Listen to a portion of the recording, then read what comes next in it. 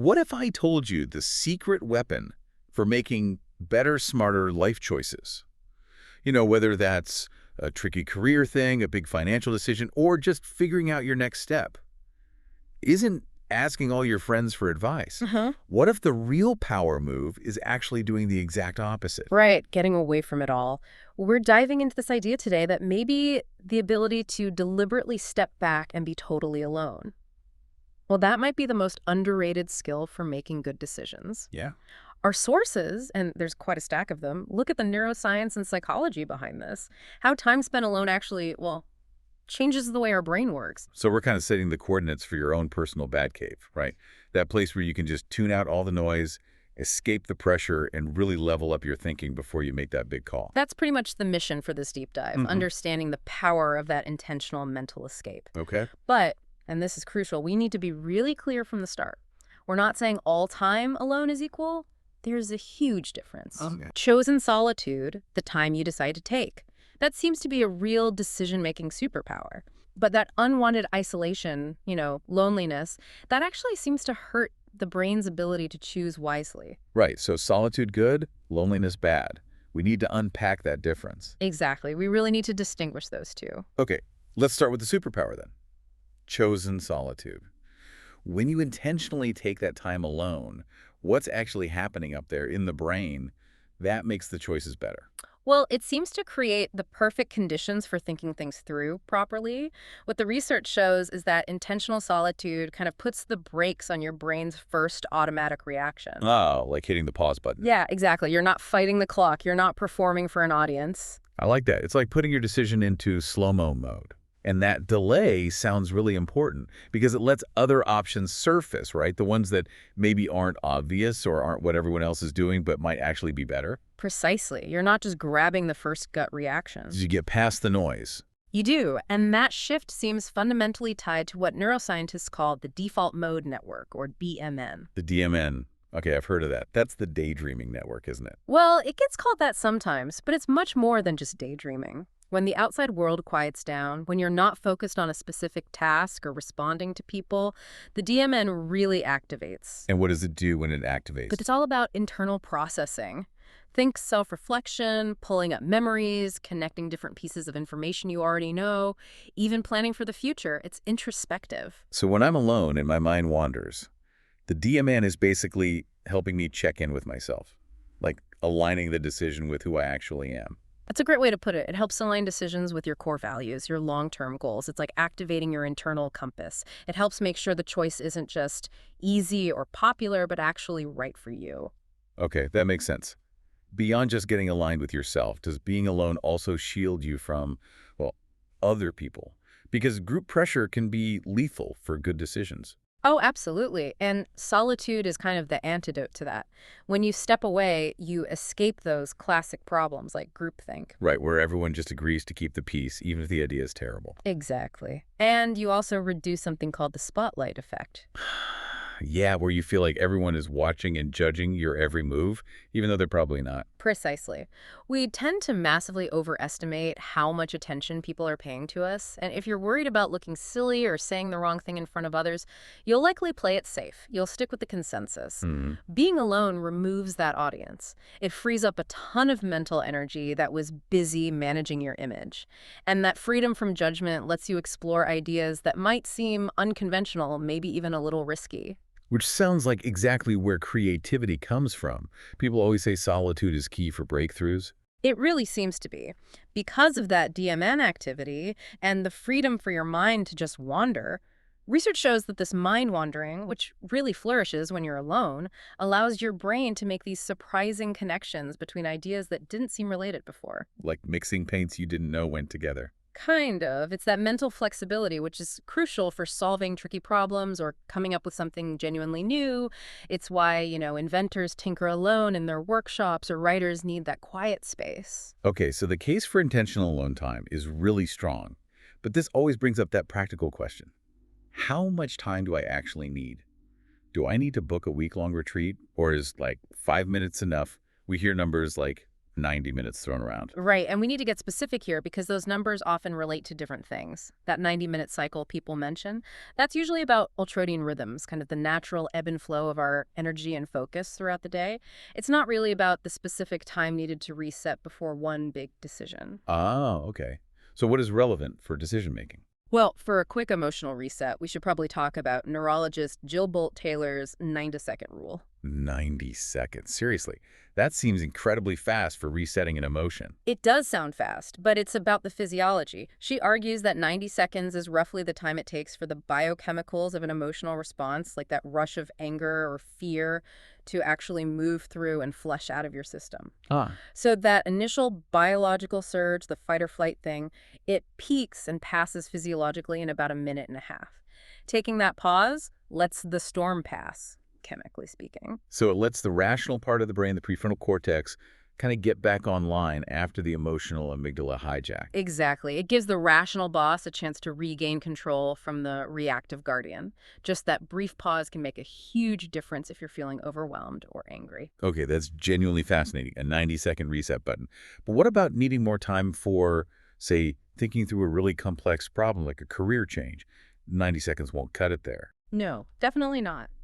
For that kind of cognitive benefit, the time frame that seems most studied and effective for restoration is actually around 15 minutes, specifically device-free solitude. 15 minutes device-free. Hmm. Okay. What happens in those 15 minutes? Research, particularly from the University of Rochester, talks about something called the deactivation effect.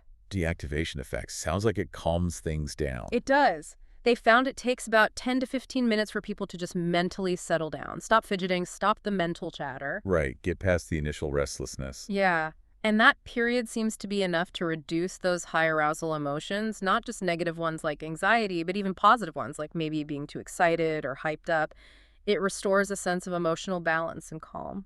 Which is probably the ideal state to be in before making a significant choice. Seems like it. And 15 minutes is, well, that's actually doable. You could schedule that before a big meeting or a tough conversation. Absolutely. It's very actionable. But for those really big life decisions, the ones that need that deep DMN dive we talked about, Yeah. aligning with your values and all that. Right. For those major strategic decisions or when you really need to connect with your core values, the sources tend to recommend longer stretches, more like 30 to 60 minutes of uninterrupted solitude. Okay, half an hour to an hour. Yeah.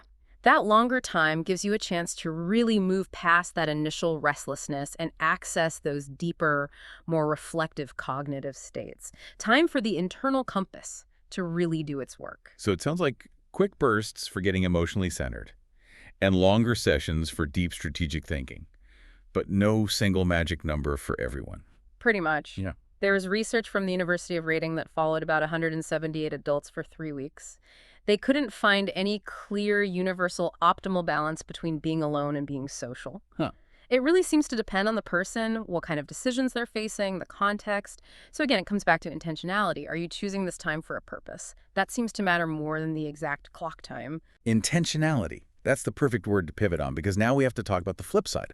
What happens when being alone is not chosen? When it's that unwanted isolation, that loneliness. Right. And this is where things get really concerning for decision-making. It doesn't just fail to help. It seems to actively degrade our ability to choose well. Degrade. How so? Well, studies consistently link loneliness and social isolation with, frankly, cognitive impairment and poorer decision-making. This isn't just about feeling sad. It seems to affect brain function. Wow.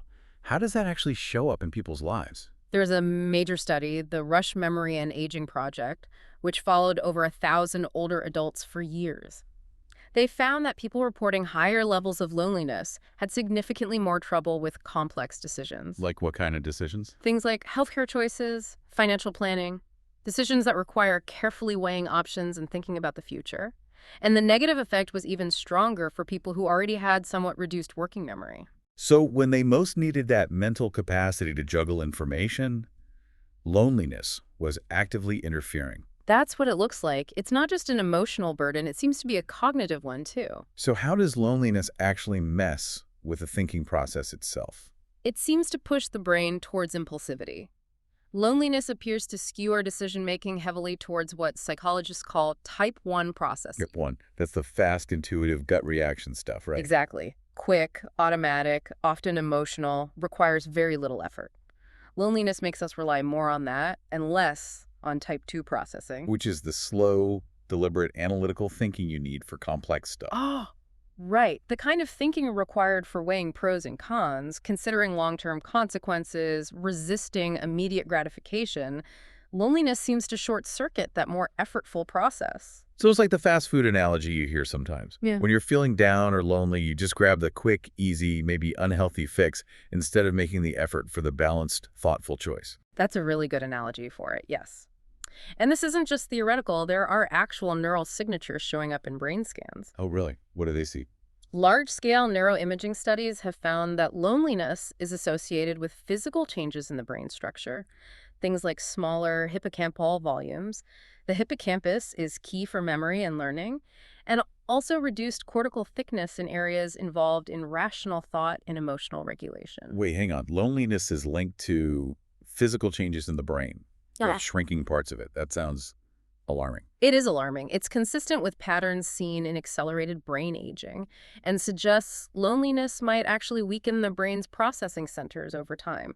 A really critical finding. Wow, that is huge. And it can create this really damaging feedback loop, especially involving self-control. How does that work? Well, some research shows that when people have lower self-control, they might make impulsive choices that unfortunately risk pushing others away or leading to social rejection. Okay. That rejection then predicts feeling more lonely the next day, which, as we just discussed, can further impair self-control and future-oriented decision-making. It becomes a downward spiral. A vicious cycle. Low self-control leads to choices that increase loneliness, which then further erodes self-control. Exactly. And perhaps the most tragic part is how loneliness seems to impair the very decisions needed to escape its social decisions. How so? It seems that lonely individuals actually process social information differently.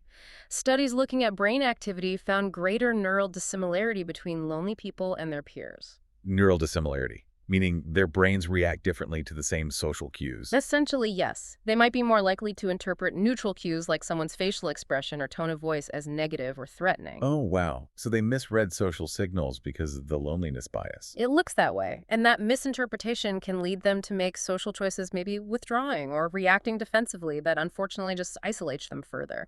It confirms their lonely state and potentially worsens the cognitive effects. Man, that adds such a crucial layer of understanding. It's not just being alone, it's why and how you're alone.